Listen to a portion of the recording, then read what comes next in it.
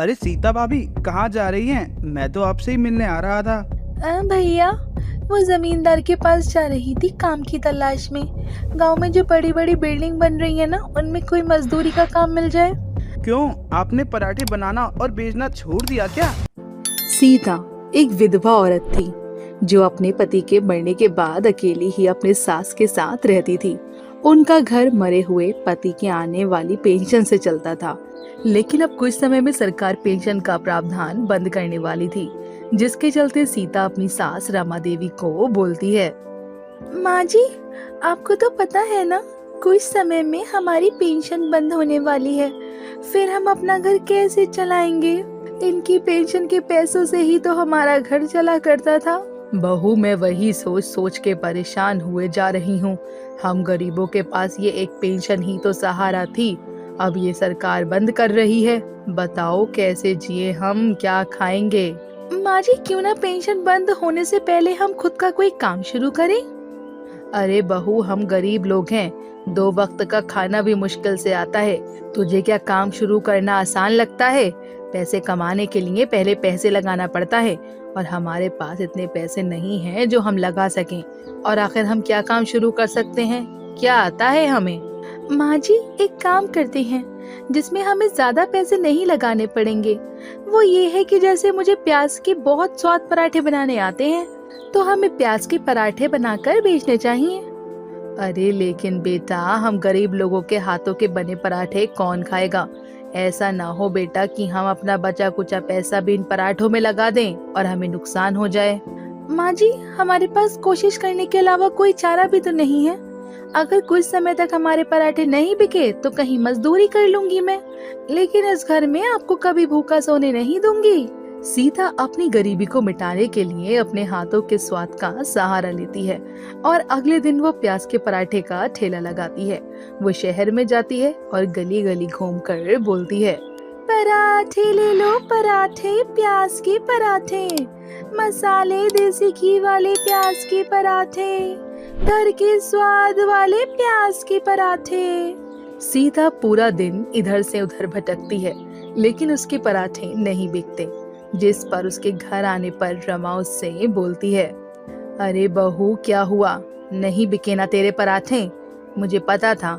अरे यहाँ लोग बड़े बड़े होटल से बासी बने पराठे खरीद लेंगे, लेकिन कोई ताजे पराठे किसी गरीब से खरीदना जरूरी नहीं समझता।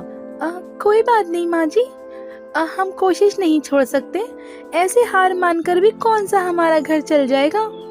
अगले दिन सीता दोबारा पराठे बेचने के लिए निकलती है, और गांव से बाहर जाते हुए उसे रास्ते में उसके गांव का एक लड़का गौरव मिलता है, जो सीता को गांव से बाहर शहर की ओर जाता देखकर बोलता है। अरे सीता भाभी, कहाँ जा रही हो गांव से बाहर? और ये प्याज पराठे का ठेला कब खोला आपने? खुशबू तो काफी अच्छी आ रही है। गौरव भैया, पराठे बेचने जा रही हूँ। क्या है ना, माँ जी की पेंशन बंद होने वाली है, तो सोचा खुद का कोई छोटा सा काम कर लूं। लेकिन लगता है कि गरीबों को दूसरों के यहाँ मेहनत करना ही शोभा देता है, ना कि खुद का काम। अरे भाभी, हिम्मत ना हारो, सब ठीक होगा। अच्छा, 1 प्लेट पराठे मुझे दे दो।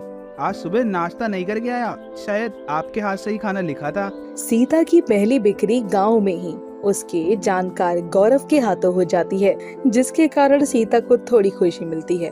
अब वो शहर जाती है तो एक कॉलेज के सामने अपने पराठे का ठेला लगा लेती है, जहां कॉलेज से निकली एक प्रिया नाम की लड़की सीता को परेशान देखकर बोलती है।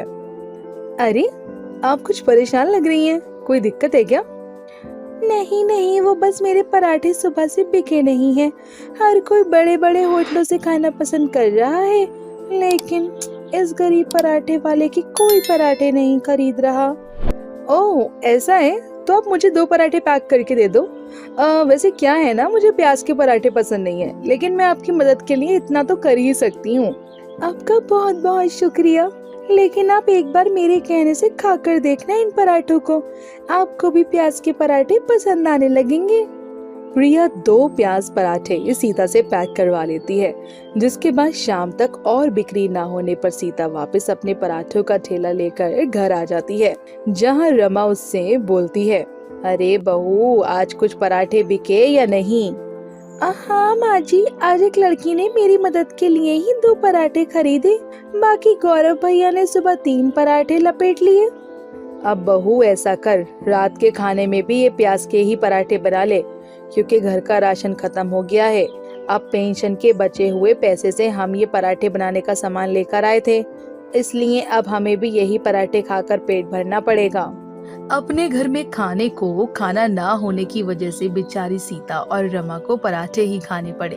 तो वहीं प्रिया जब अपने घर में साथ में पराठे लेकर गई तो वो उसकी माँ कमला प्याज के पराठे को देखकर बोलती है, ओ प्रिया बेटा, ये क्या है? ये किससे पराठे ले आई तुम?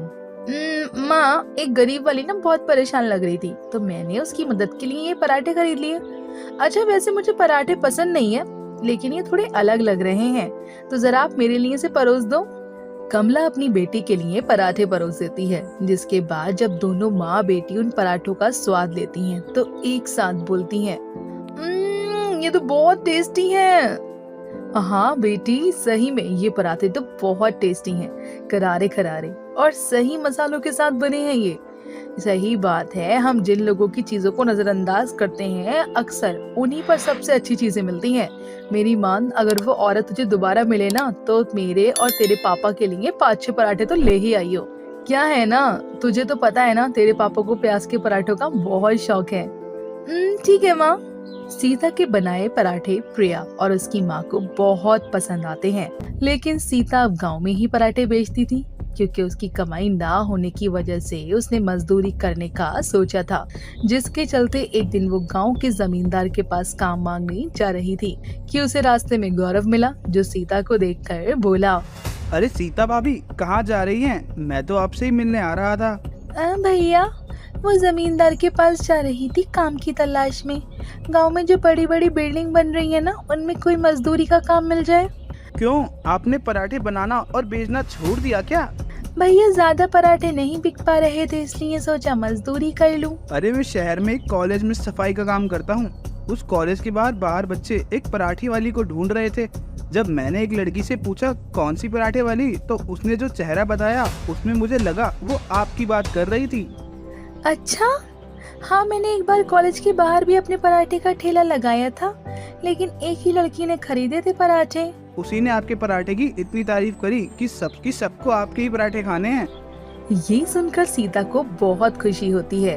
वो उसी कॉलेज के बाहर अपना पराठों का ठेला लगाती है। कॉलेज आती प्रिया की नजर जैसे ही सीता पर जाती है, वो भागकर उसके पास जाती है और बोलती है, अरे आप कहाँ चली गई थी? आपके पराठे की हमें कितनी जरूरत थी।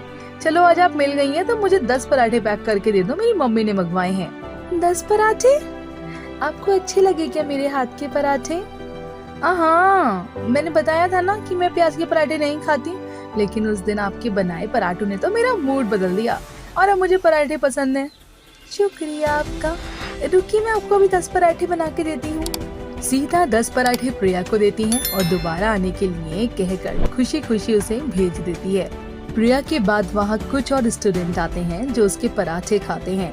धीरे धीरे करके पूरे कॉलेज में सीता के पराठे फेमस हो जाते हैं और वो घर आकर अपनी सास से कहती है, माँ जी, अब हम दोनों को और मेहनत करनी पड़ेगी, क्योंकि हमारे पराठे अब फेमस हो गए हैं और अब मेरे पास बहुत सारे लोग पराठे खाने के लिए भी आते हैं। इसलिए अब आपको भी प्याज पराठे बनाने में मेरी मदद करनी पड़ेगी।